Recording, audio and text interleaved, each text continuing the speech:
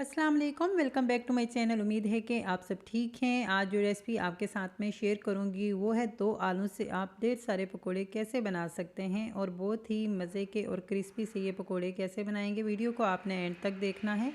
2 आलू ले लिए हैं, इनको आप इस तरीके से किसी भी कटर पर कट कर सकते हैं, नहीं तो आप छुरी की मदद से भी बारीक कट कर सकते हैं। नहीं तो आप इसको बिल्कुल बारीक छुरी की मदद से भी कट कर सकते हैं। इसके लिए जो इंग्रेडिएंट्स चाहिए वो ये है, मैदा है हाफ कप, ये है मीठा सोडा जो कि 2 चुटकी है, और नमक हाफ टी स्पून है, और दाढ़ा मिर्च 1 टीस्पून है। इन सब चीज़ों को आपने एक साथ मिक्स करना है और पानी डाल के इतना थिक करना है कि जब आप आलू डिप करें तो ये मिक्सचर आलू के ऊपर रुकना चाहिए। अगर ज़्यादा पतला कर लिया तो मिक्सचर आलू के साथ बिल्कुल भी नहीं ठहरेगा। तो इस तरीके से आप मिक्सचर देख लीजिएगा कि कितना आपने थिक करना है।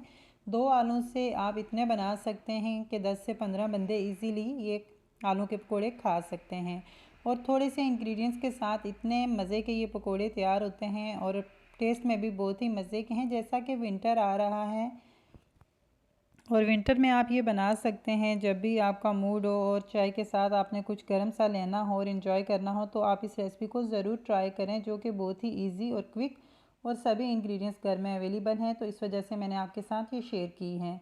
इवन आप बच्चों को लंच बॉक्स में भी ये रेसिपी बना के दे सकते हैं।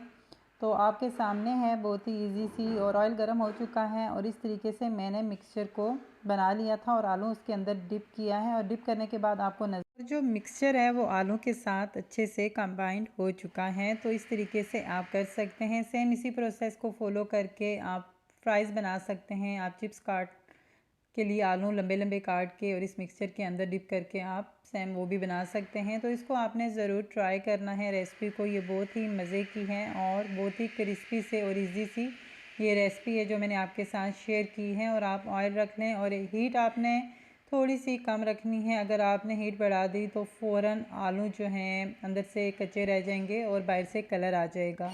तो इस तरीके से तैयार हो चुके हैं। अब हम इनको निकाल के डिश आउट कर लेते हैं और बाकी के जो रह गए हैं सेम इसी तरीके से वो भी हम फ्राई कर लेंगे।